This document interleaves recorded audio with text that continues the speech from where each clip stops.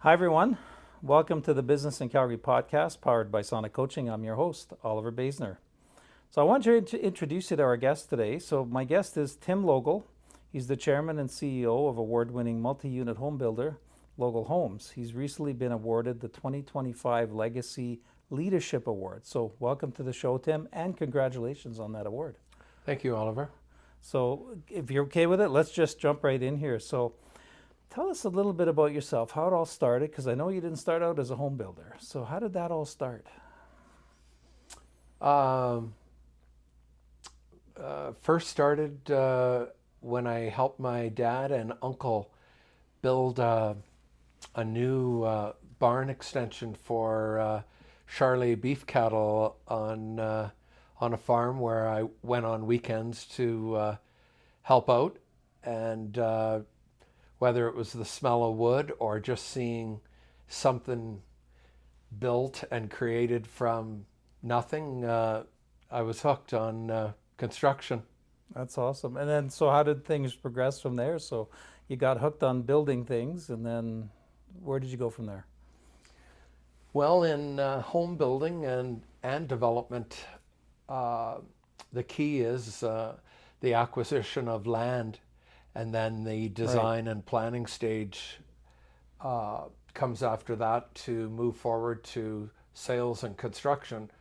So for me, starting from scratch, a key objective was to figure out how I was going to have capital for purchasing land, Mm-hmm.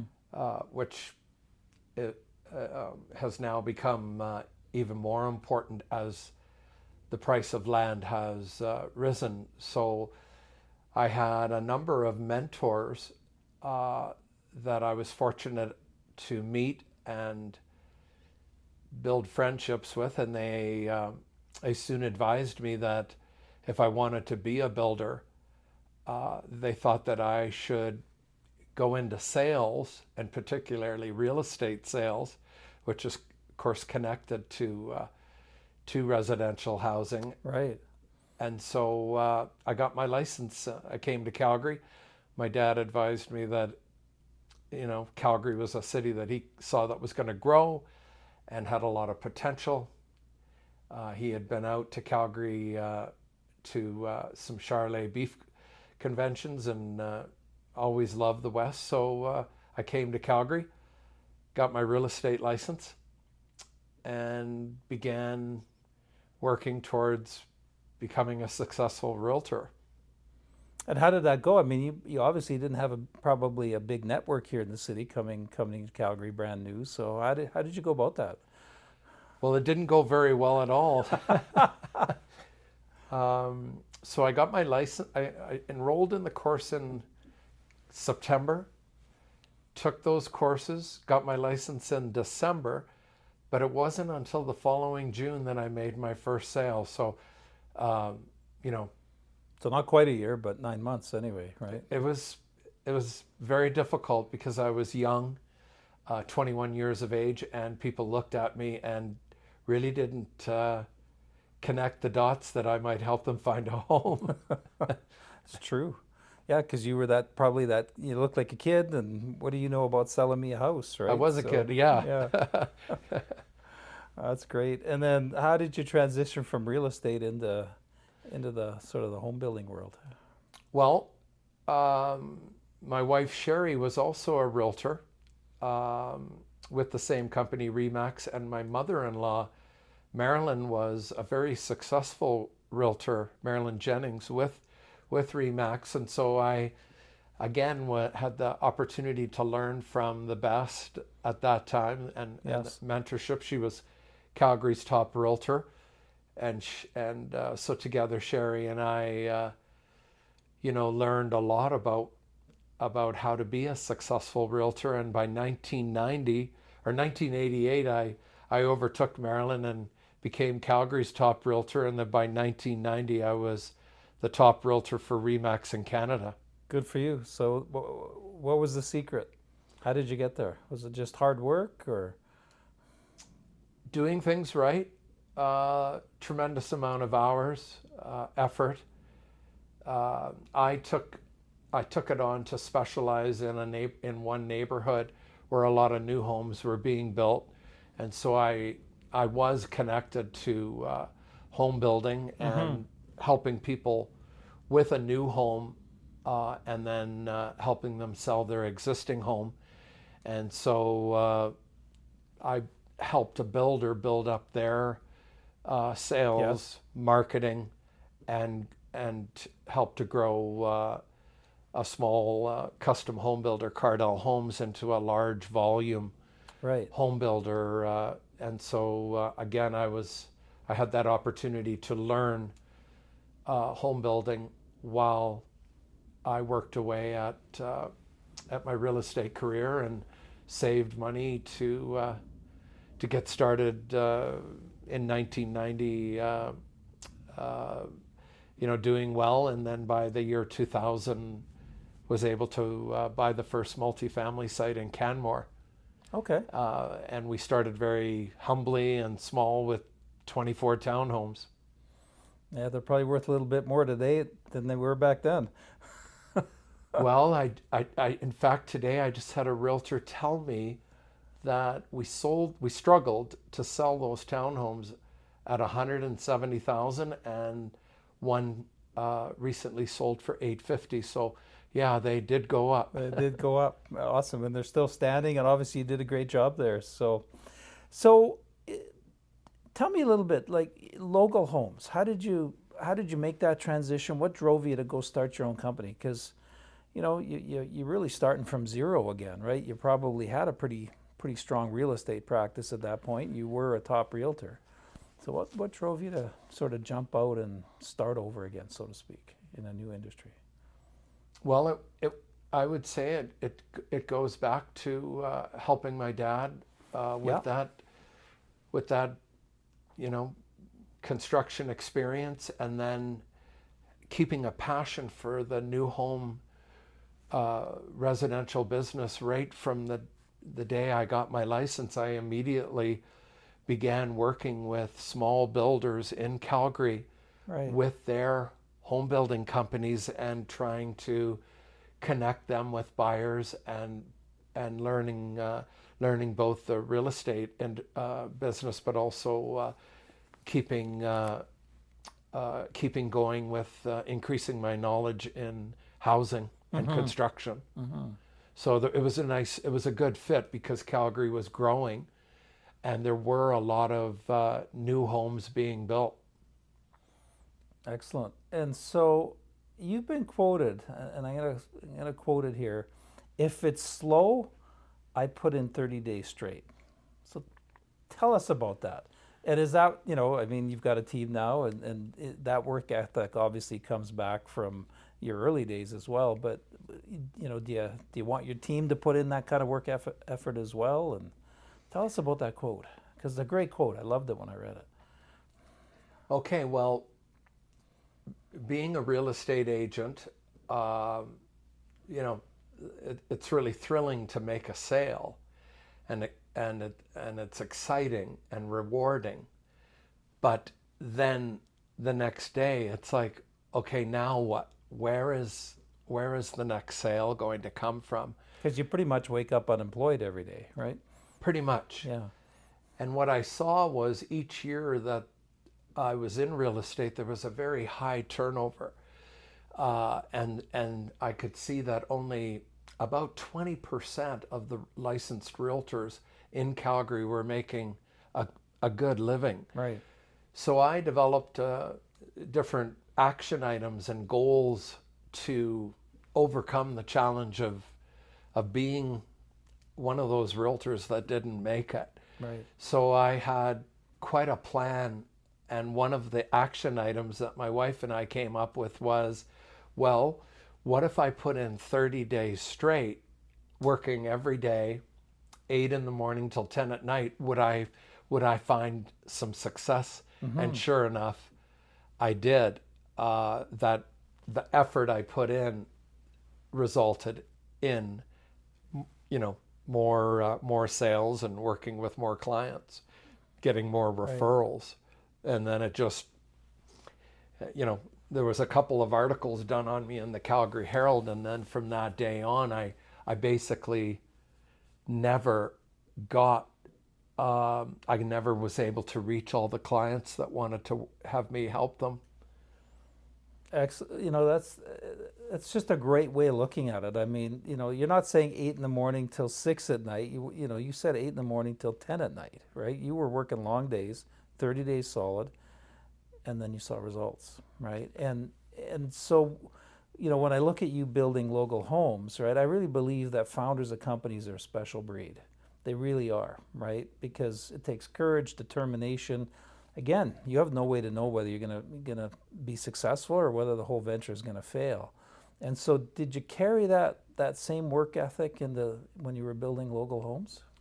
Absolutely, yes. So, starting in 2000 there in Canmore with that small townhome project, I had to learn the multifamily business. Right. I was knowledgeable and had experience in the single family new home business, and all that went with that. But, you know, multifamily was something brand new, so I had to learn all about multifamily, and at the same time look to find ways to break through and get on to the next project. Right. Find the next piece of land, design it, and get a development permit, get the building permits, and then get on to sales and marketing, and then the construction and the warranty. And so there was no shortage of work. And probably no shortage of, or a real shortage, I should say, of time to get that work done. Yes, but I would say I've been blessed with a high level of sense of urgency. So because I could not wait to get up in the morning and get my suit on and get to work, it was for me, it was like a hobby instead of like work. Right. So it became my passion, and I just thoroughly enjoyed every day and every challenge, every victory.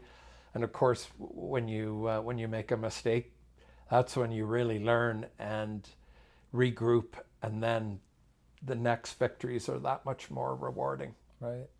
So let's go there. Let's talk about those challenges and those mistakes, because those are where we learn the most, I find, right? And so, you know, what was one of those challenges that you had to deal with, and how did you get through it? Like for our listeners, you know, or maybe sort of right at the beginning where you were, you know, dealing with a challenge right now. How did you deal with that? How did you keep going? And Well, I zeroed in on the why we were in business. What was going to help us make better decisions? And interestingly enough, it was my son Braden who, after coming home from business school, said to me, you know, Dad, okay, you have a big focus here on exceeding the customer's expectations. You want really happy customers, you want referrals. right. Are you open to looking at it completely differently than the way you've been looking at it? And so I said, of course I am. I want to improve. How about if you become the service manager for our company? You got your business degree now. You want to come and help? So he did, and he completely rewrote customer experience, customer service in the home building as we know it, because we have won the best customer experience award for 9 years in a row, and we're told that our scores on the question, would you buy again or refer a family member or friend, are the highest in Canada. Congratulations. That's huge, by the way. 9 years in a row.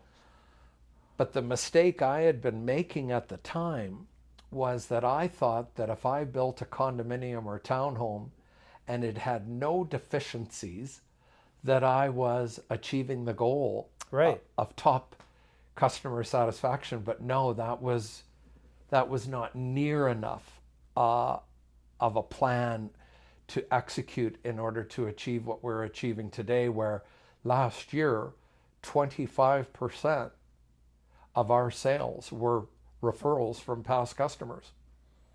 So they're obviously happy with the homes they bought to begin with.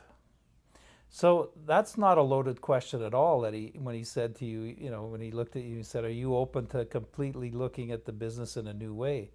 Obviously he had some ideas. So what was he thinking? You were thinking, I'm going to build a really quality home with no deficiencies. What was he thinking? He was thinking about the experience from when the customer meets the salesperson in the show home, right through the process to move-in day, and then to 1 year after, when they get the last questionnaire, the last set of 30 questions, right, about the entire process. So Braden had a much more say holistic, almost holistic view of things, and he was right. Well, and the awards and the quality and the repeat business all speak to that as well, right? So let's talk about the family business, right? You've got 2 sons, I believe, in the business, and obviously family businesses can come with their own unique challenges, right? You're not always going to agree, right? How do you deal with the disagreements when they come up? How do you work through the family working together? So anybody that's listening that might be in that family business situation, how do you keep going forward when possibly you're not going to agree all the time? Okay, well, we look at within discussions with Braden and Kevin. Kevin is our construction manager, so he's passionate about our schedules. And we're now building these 4 and 5 story condo buildings in record time, where we just recently started and finished a 104 unit building in less than a year. And so we got Kevin focused on the quality, the efficiency, the schedule, Braden on the strategy, also helping me with acquisition of new sites. But we look at disagreements amongst the 3 of us, as we do with our executive team and our management team, as an opportunity to learn new ways and new ways of thinking about how do we get better. And so a number of years ago, that led us to developing a continuous improvement strategy in all aspects of our home building operation. And so there's really nothing that we won't look at if we think there's an opportunity to improve it and increase the value to the customer and have that experience improved. So disagreements are now we look at them with a completely different lens. Yeah, so it's not about the disagreement so much as to what are we trying to actually improve on for the customer. Exactly. So, and I know one of your core values is customer focus. How do you stay in touch with what the customer's really looking for, the trends? And I know you do surveys a year later, how the experience was, but how do you know what they're looking for before they even walk in, before you've even built that townhouse? Okay, well, each year, our sales team, we call the people working in our presentation centers and show homes, our area managers. They are meeting and greeting over 5,000 groups annually.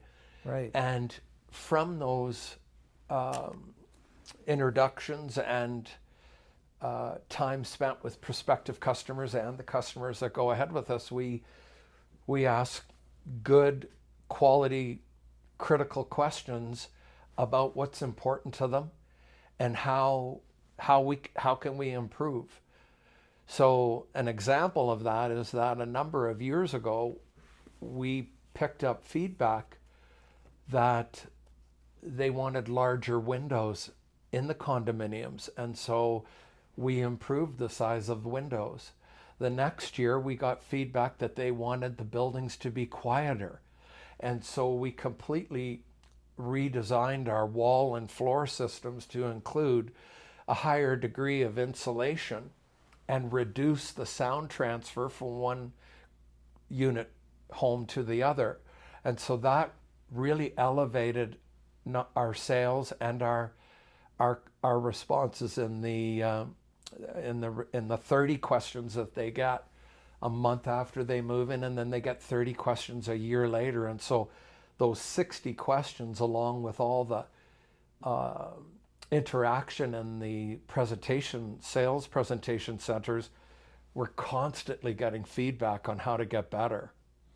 And so it sounds like to me like you've found a great way to get the feedback, but also utilize the feedback from multiple sources for continuous improvement. Yes. Excellent. Question for you on we're hearing a lot of talk out there about obviously the housing shortage, the affordability crisis. It seems like that's what the media has been focusing on for quite a while, and right across country, right? Not just in our own city, but what do you think the solution is? What's the solution? I mean, you're in the business. All right. Well, I was just talking to a group today about that, and really, Oliver, what it comes down to is, does a municipality, a city, have the supply for the demand that the city has on the purchasing side? So when the balance is out of sync, yes, you have problems. Okay, so a lack of supply is going to drive up the price of the homes. All right? Right. And that's a negative, because in Calgary's situation, in the last 3 years, 100,000 people a year have moved into the city. We're now 1.7 million and moving towards 2 million. Mm-hmm. And so keeping the supply, keeping new master planned communities coming on where there's selection, there's affordability, there's many different types of homes available for many different types of budgets. That's the key. And we're very fortunate here in Calgary because we have some of the best master planned communities in North America. They're well thought out. Parks, shopping, schools, roadways, probably. Infrastructure, roadways. So it's just, we're just thrilled to be a builder here in Calgary. We're very fortunate to be here with our business. It's interesting. So it is really what I liked by what you said was the different availability of even price points or sizes, right, for people. So an entry level young couple is going to be looking for something different probably than somebody who's been established in their career 20 years and moves to Calgary, right, with a family. Exactly. So we're partnering with some of Calgary's best developers and positioning ourselves in the community with our condominiums, with our townhomes, with street towns, and then from there those customers are able to move into the smaller single family, then on to a mid-sized single family, then on to a larger single family, and then even after that they're able to look at downsizing into a villa, or coming back to us, and after they sell their single family, right-sizing into one of our corner units, which range anywhere from 1,000 to 1,300 feet, but they're able to stay within the community that they love and that they know, and where their friends and family are. So it's a really positive situation that we have here in Calgary. That might be my next step. I've got one daughter left going to university right now, so we'll see where the next step is. Whether it's the downsizing or not. So it's interesting you bring that up. What do you say? Because in every industry I'm hearing it's harder to get people. It's tougher to get the right people in your world to build the homes, right? What do you say though? Like, how do you attract the talent? How do you make sure you've got the people that you need to build your homes versus, there's a lot of home builders out there looking for that talent. Okay, well, this morning, about 500 of our contractors left their home and went to our various developments that we have underway. Right. As of this morning, we have 956 under construction, and this year will be our best year for turning over. We'll turn over 500 finished condos and towns. That's a lot of units. Well, I can explain why we moved from 250 a year to 500 scale and volume, and what that did for our business. But many of the contractors, trade suppliers, consultants that started with me 25 years ago are working today on our developments. And so as we grew, they grew, but they remained loyal to working with us, and I remained loyal to them. And together we were able to get better at all things multifamily. So yes, it is a challenge today and going forward. Where will we get the trades to work on our buildings? But having that long time loyalty and commitment to each other has been very helpful to us, right, as a company. And you must be treating them well along the way as well, obviously, in all aspects, or they wouldn't have stayed with you all those years. Exactly. It's a partnership. So if things are going well for them, they're probably going well for us and our customers and our team that we have working daily with them to make sure that our sites are organized, our sites are safe, and that they're an efficient construction schedule. Right. Because it's the delays that cause problems for both our contractors and ourselves. And your customers. Yes. Yeah. So it's a triple win, really. Exactly. So we're just going to start construction on our 70th building, not including townhomes. And so with each building, you can see that we all got better at it. Excellent. I've got a couple of questions I want to jump into that I ask all my guests. So let's start with the first one. What do you wish somebody would have told you at the start of your journey?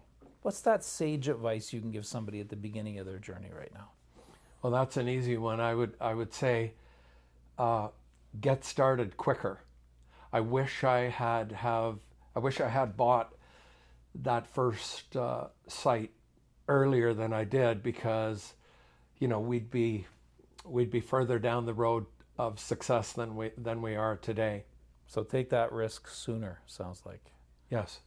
And that fits into what I didn't finish saying, that Yeah. What we learned is that in home building today,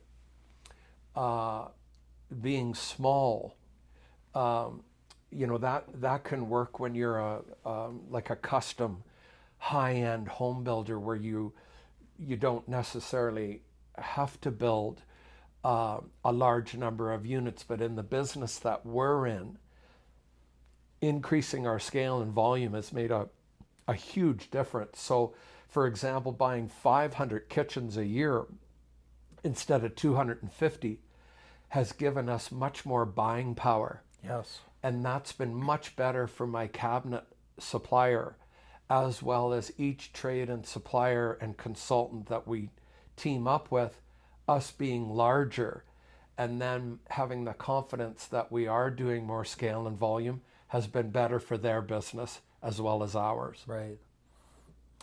And we were able to become more sophisticated. So only 4 years ago, we had a team, a full-time team of 35 people. Well, we grew that to 100. And so we were able to, as a team, just become, you're bringing together the knowledge of 100 people instead of 35 people. So you become Right. more skilled, you become more sophisticated. And that's what the client is looking for. Right. Absolutely. And so, my philosophy really is that personal development and professional development are really one and the same, right? We grow professionally, but we also grow as humans at the same time. So what's been your favorite self-development book or tool that you can recommend to our listeners? Oh, I have a There's probably a list of them. library at home, but one of the first ones that really connected with me was From Good to Great. So being what you think you're good at to trying to become great at it, or pursuing excellence. And so I learned that first from my dad, because he wanted to pursue putting a really good product on people's kitchen tables. So he pursued excellence in all things on the farm. And from working with him, I'm now, even today, we are pursuing that excellence in home building. And so that's been key, because we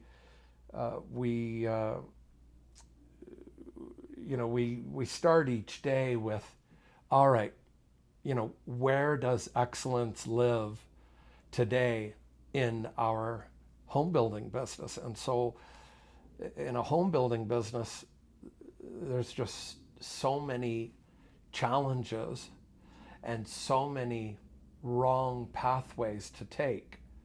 But our laser focus on customer satisfaction, our laser focus on the multifamily part of Calgary's residential home business has proven to be an excellent strategy, because we've become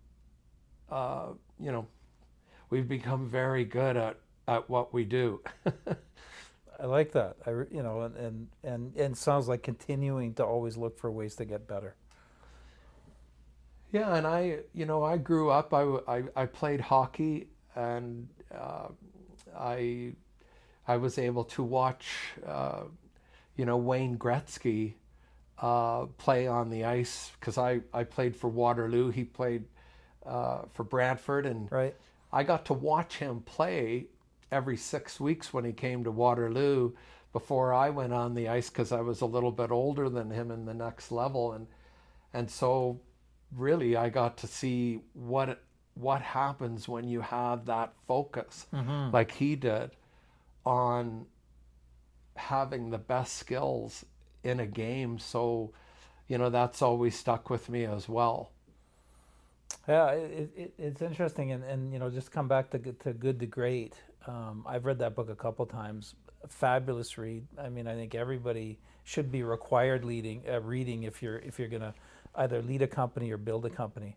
And I know you and I talked about another one, and I see you're looking it up right now. So you and I talked about another one just before we got on air here. So I know there's a recent one you've been reading. So what's that one that you wanted to share with everybody? Well, this one has now sold 20 million copies worldwide. It's Robin Sharma. He was the author of the bestseller The Monk Who Sold His Ferrari. Well, now this one I have it with me all the time. It's called The Little Black Book for Stunning Success. And I connect to this because that's what I'm pursuing with our company, is stunning successes and celebrating the victories, but also ready for the extreme challenge and ready to admit that, okay, we did not make the right decision there. But what Robin did is he went around and tried to find the top most influential leaders, business I think political and otherwise, and try to take one thing away from each one of them. And it's in this book. And so it's an easy read, Yeah. and you don't have to, you don't have to look for a lot of stunning successes.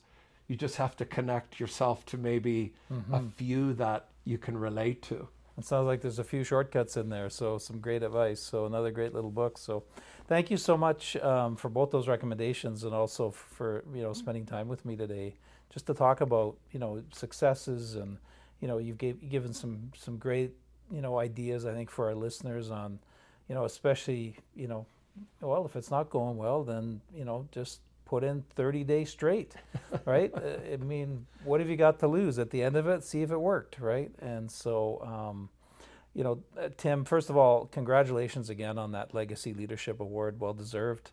You've worked hard for that your whole career, and for spending time with me today. Yeah, and I'll just finish by saying it's a real honor to receive this award, the Ross Glenn Leadership Award, because Ross, what he did here in Calgary and with his business and what he gave back to Calgary was truly inspirational to me. Yes.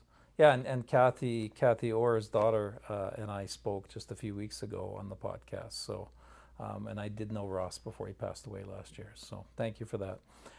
So you've been listening to the Business in Calgary podcast, powered by Sonic Coaching. I'm your host, Oliver Basner, and watch for another podcast coming out in 2 weeks. Thanks, everyone.